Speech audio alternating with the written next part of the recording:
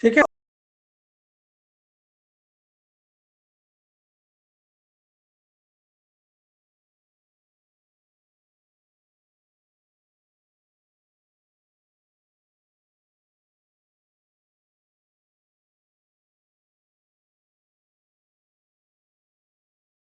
और फ्रैंकलिन ने सबसे पहले एक्सरे की मदद से क्रिस्टलोग्राफी के माध्यम से अध्ययन किया। उसके अध्ययन के बाद वाटसन और क्रिक ने डबल हेलिक्स मॉडल से डीएनए के बारे में खोज किया। बाद में क्रिक को, इसमें से दो को, वाटसन और क्रिक और इधर विल्किंस को, तीनों को मिलाकर 1962 में नोबेल पुरस्कार से सम्मानित किया गया। ठीक है, तो ये हो गया। आगे बढ़ते हैं। अब डबल हेलिक्स मॉडल क्या होता है? एक ग्लोब की तरह होता है और उसके ऊपर में एक पट्टी होता है। अभी पढ़ना है, आगे के टॉपिक में पढ़ना है। तो उस पट्टी पर बेस पेयर होते हैं और उसके सहारे वो मॉडल से ये किया, तो उस मॉडल को डबल हेलिक्स मॉडल बोलते हैं। ठीक है, क्योंकि डीएनए का भी दो पट्टी इसे होता है। ठीक है, तो अभी हम लोग पढ़े नहीं है पूरा। डबल हेलिक्स मॉडल अभी याद रखिए कि डबल हेलिक्स मॉडल से प्रपोज किया। ठीक है, यहाँ के बाद जब डबल हेलिक्स मॉडल एक टॉपिक ही है और उसको पढ़ना है तो वहां वो बात क्लियर हो जाएगा। अभी यही रखिए कि डबल हेलिक्स मॉडल कौन दिया, तो याद रखिएगा वाटसन और क्रिक। किसने एक्सरे क्रिस्टलोग्राफी की मदद से अध्ययन किया, तो याद रखिएगा विल्किंस और फ्रैंकलिन। किसको नोबेल पुरस्कार मिला, तो तीनों को, विल्किंस, वाटसन और क्रिक को। कब मिला, तो 1962 में मिला। डीएनए का खोज किसने किया, तो मिश्र ने किया। डीएनए शब्द किसने दिया, तो डीएनए शब्द किसने दिया, तो याद रखिएगा जैचरी नाम का व्यक्ति ने दिया। चलिए, इतना सारा बात हो गया। Next point, one main hallmark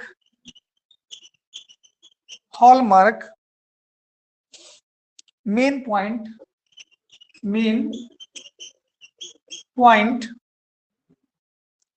of double helix model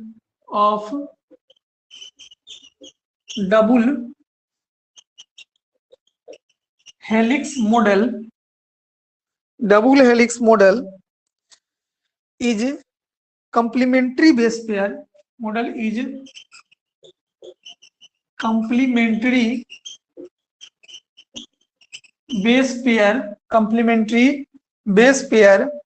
pairing between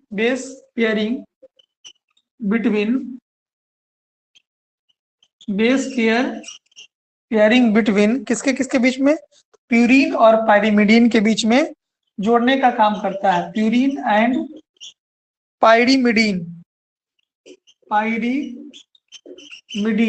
ठीक है, कौन जोड़ता है, double helix model is complementary base pairing. दोनों को जोड़ने का काम जो होता है वो डबल हेलिक्स मॉडल से किया जाता है। किसको किसको, प्यूरिन में आपको 3 चीज बताए थे, पाइरिमिडीन में 2 चीज बताए थे। उन दोनों को आपस में जोड़ने के लिए बेस पेयर की मदद से या डबल हेलिक्स मॉडल से उस दोनों को जोड़ने का काम किया जाता है। नेक्स्ट पॉइंट,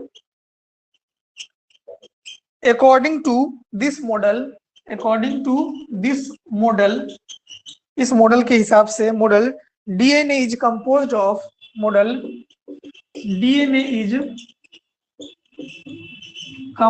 ऑफ डीएनए जो बना हुआ होता है कंपोज्ड ऑफ 2 पॉलीन्यूक्लियोटाइड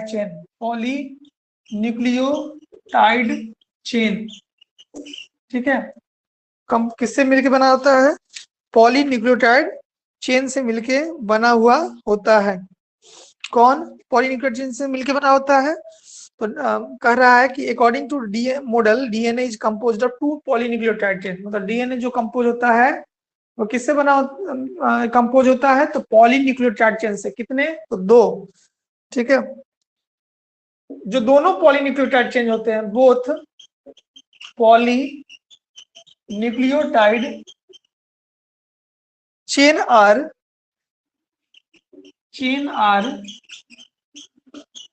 complementary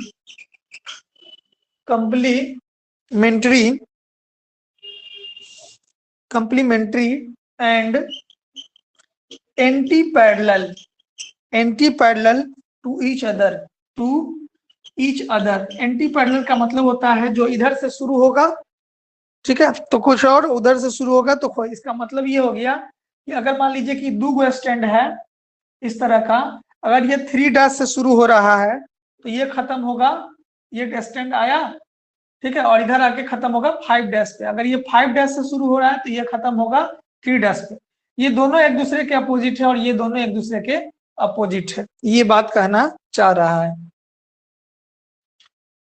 ठीक है, इन बोथ स्टैंड, दो स्टैंड हो गया इन, ठीक है, किससे बना हुआ है तो पॉलीन्यूक्लियोटाइड से बना हुआ है, और ये क्या है, दोनों एक दूसरे के एंटी पैरेलल है। पैरेलल का मतलब था आमने सामने, तो आमने सामने 3 होता है, 3 सेम टू सेम नहीं है, अलग अलग है, इसलिए इसको एंटी पैरेलल कहा गया। In both strand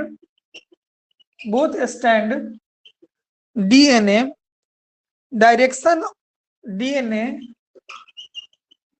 direction of phosphodiester phosphodiester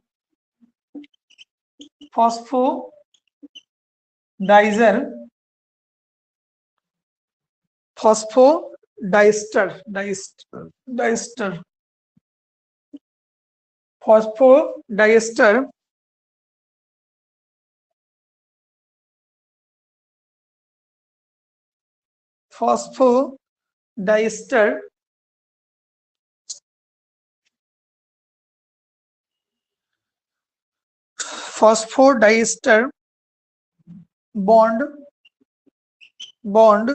is opposite, दोनों एक दूसरे के अपोजिट होगा। If direction of phosphodiester bond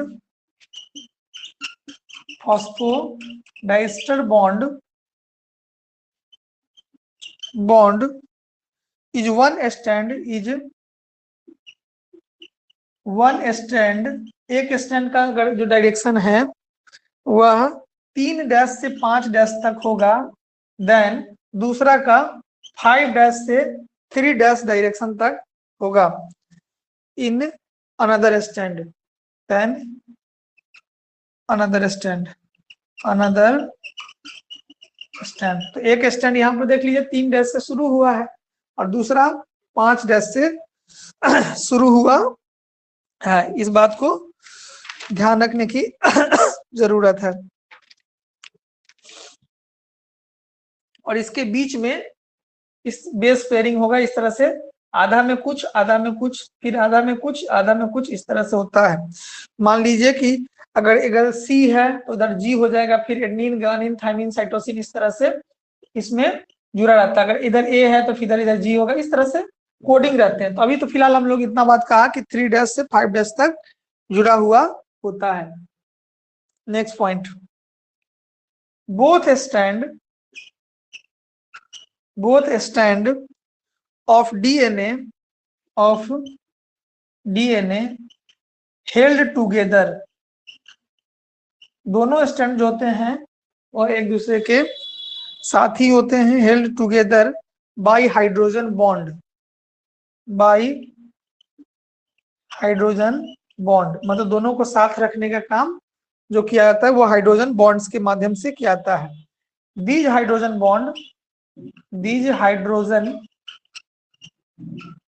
hydrogen bonds are present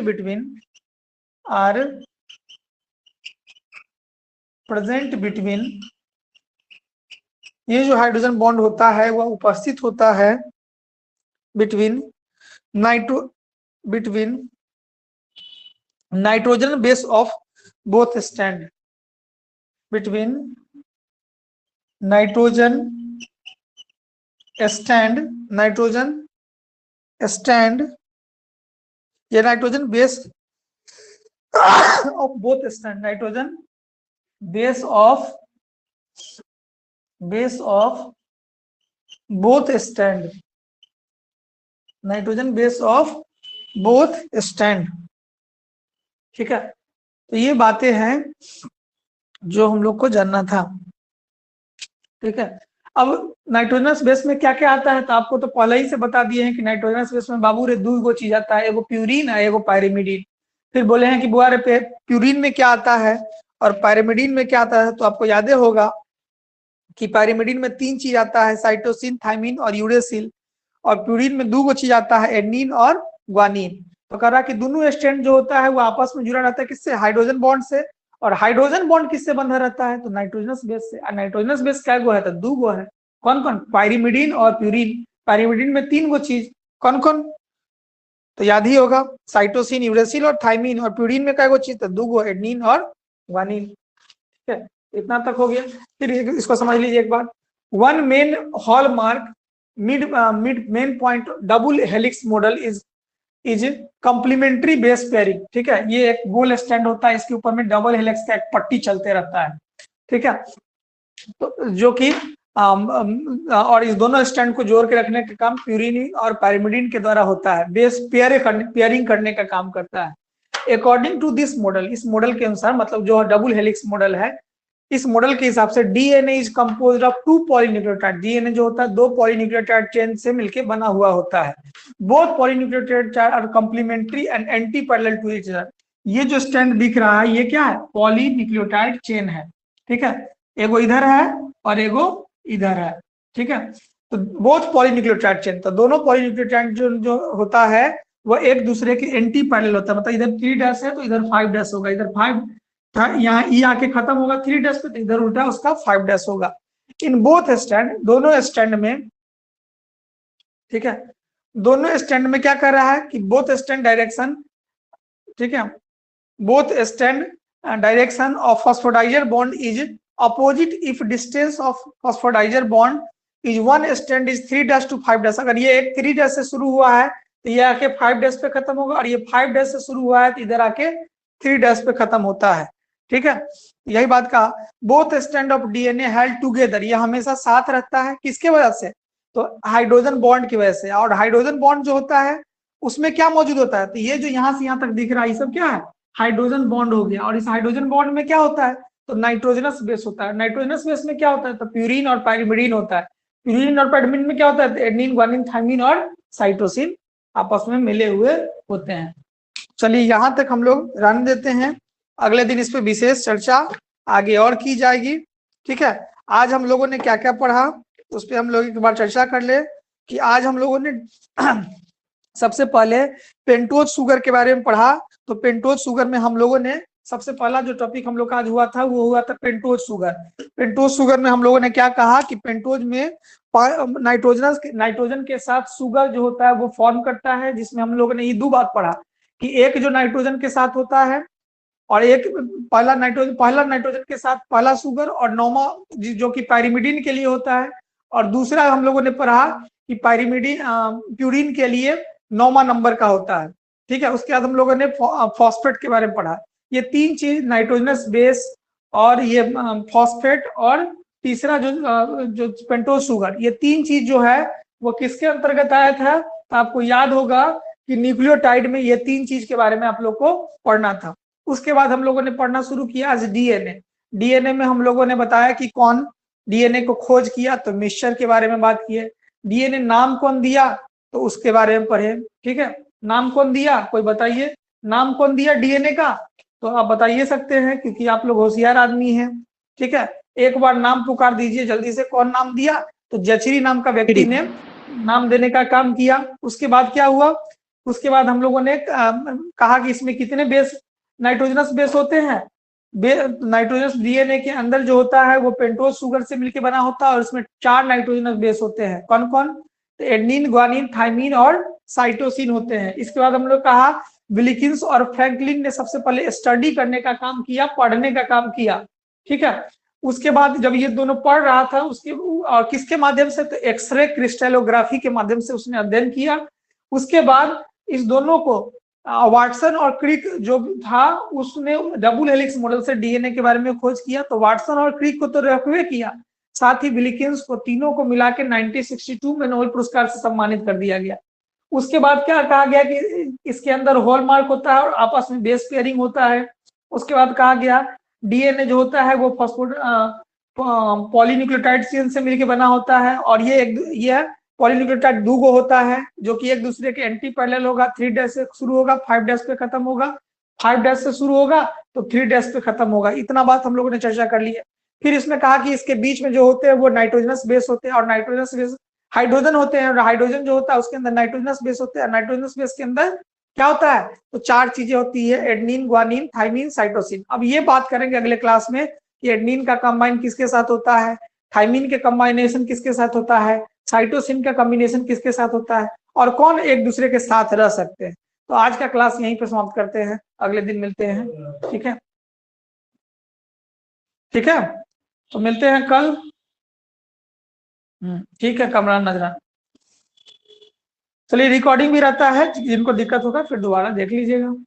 okay, leave हो जाइए सर, लीव हो जाइए, सब लोग लीव हो जाइए। सर रिकॉर्डिंग हुआ है सर? सर जी को आवाज ना जा रही है।